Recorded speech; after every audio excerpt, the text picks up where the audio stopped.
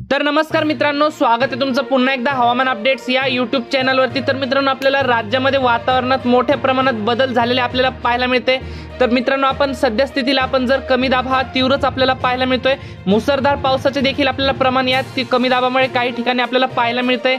आता सविस्तर अंदाज आपण पाहणार आहोत कोणत्या ठिकाणी आपल्याला पावसाची उघडीप राहणार आहे, कारण की सध्या स्थितीला हा कमी दाब आपल्याला काही भागात पाऊस देणार आहे, तर काही ठिकाणी आपल्याला राज्यात उघडीप देखील पाहायला मिळते। असं नाही की पाऊस सुरू झाला म्हणजे आता सर्वत्र आजच पाऊस पडेल। आता सध्या स्थितीला मात्र ज्या ठिकाणी आपल्याला पाऊस पडणार आहे त्या ठिकाणी मुसळधार, तर काही ठिकाणी अतिशय मुसळधार स्वरूपाचे पावसाचे वातावरण आपल्याला सक्रिय पाहायला मिळणार आहे।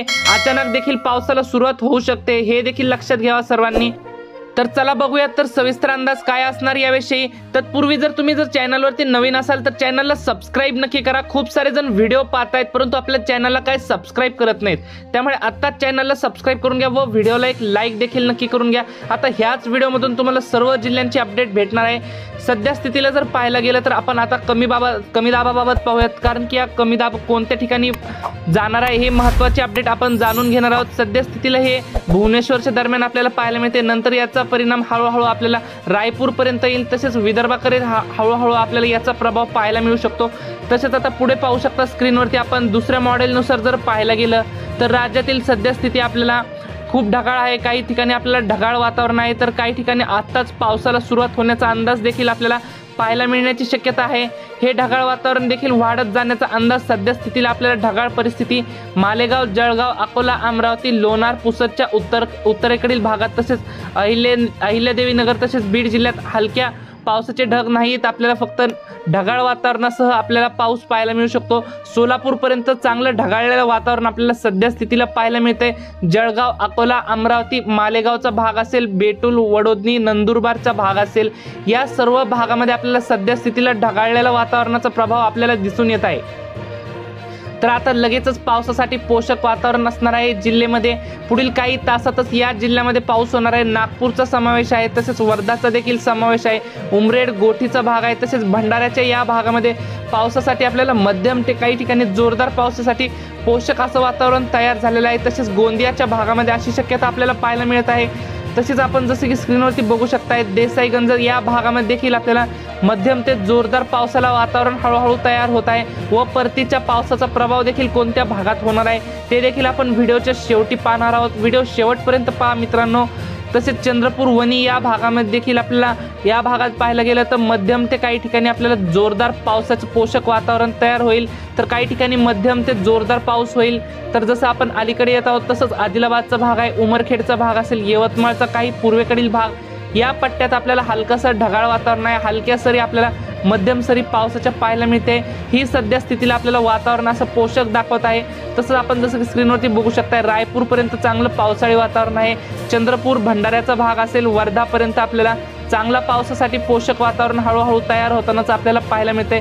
जसं आपण पुढे जाऊ तसं आपल्याला पाहू शकताय नंतर 3 ते 4 तासांमध्ये पुढील परिस्थिती पाहू शकता। वर्धा, आर्वी, गोंदिया, नागपूर, भंडारा, उमरेड, गोंदिया, देसाईगंज, गडचिरोलीमध्ये आपल्याला मुसळधार ते अतिमुसळधार पाऊस आपल्याला पाहायला मिळतोय। उमरेडच्या भागात सतर्क राहा, जोरदार पाऊस राहील। कारंजा, अकोट, अमरावती, राहिलेला यवतमाळचा भाग या पट्ट्यात देखील आपल्याला पावसाला पोषक वातावरण पाहायला मिळणार आहे। तसेच पुसद, उमरखेड, हिंगोलीचा पूर्वेकडील भाग, तसेच वाशिमचा पूर्वेकडील भाग, आपल्याला या भागामध्ये ढगाळ वातावरणासह आपल्याला हलका पाऊस ते मध्यम पाऊस तुरळक ठिकाणी भाग बदलत आपल्याला पाहायला मिळतो। यामध्ये आपल्याला विजांच्या कडकडाटासह आपल्याला पावसाचा हा अंदाज हवामान खात्याने दिलेला आहे। जनावरांचं देखील योग्य ठिकाणी बांधून ठेवावेत सर्व शेतकऱ्यांनी। विजांचा देखील कडकडाट या पावसामध्ये राहील तशीच शक्यता आपण पाहू शकताय। अकोला असेल, चिखली असेल, खामगावचा भाग असेल, या भागामध्ये देखील आपल्याला पाहायला मिळते। कारंजाचा भागमध्ये देखील आपल्याला इकडे अकोट, अचलपूर तालुके असतील, या तालुक्यामध्ये देखील आपल्याला पावसाला चांगलं वातावरण सक्रिय होऊ शकतं व उर्वरित सिल्लोडचा उत्तरेकडील भाग असेल, या भागात आपल्याला ढगाळ वातावरण असेल। तसेच चाळीसगावच्या भागामध्ये देखील आपल्याला स्थानिक वातावरण निर्माण होऊन 20 ते 30 मिनिटांसाठी जोरदार अशा पावसाची शक्यता आपल्याला पाहायला मिळण्याचा अंदाज आहे। तसेच सध्या स्थितीला आपण जर जालना, मालेगाव, मनमाड, छत्रपती संभाजीनगर, जालना, जिंतूर, हिंगोली, पुसदचा भाग असेल, चिखली, सिल्लोड, चाळीसगाव या भागात देखील आपल्याला ढगाळ वातावरण पाहायला मिळते। काही ठिकाणी आपल्याला मध्यम पावसाच्या सरी आपल्याला स्थानिक वातावरण निर्माण होऊन पाहायला मिळू शकते। विजांसह आपल्याला या पावसाची शक्यता आपल्याला पाहायला मिळते। शेतकरी मित्रांनो, तुमच्या भागामध्ये आता सध्या वातावरण कसे ते देखील आम्हाला कमेंट करून नक्की कळवा। तसेच तुम्ही हा व्हिडिओ कोणत्या लोकेशनवरून पाहताय ते देखील आम्हाला कमेंट करून नक्की कळवा, म्हणजे आपण येणाऱ्या व्हिडिओमध्ये या भागाचा देखील आढावा घेऊन येत असतो।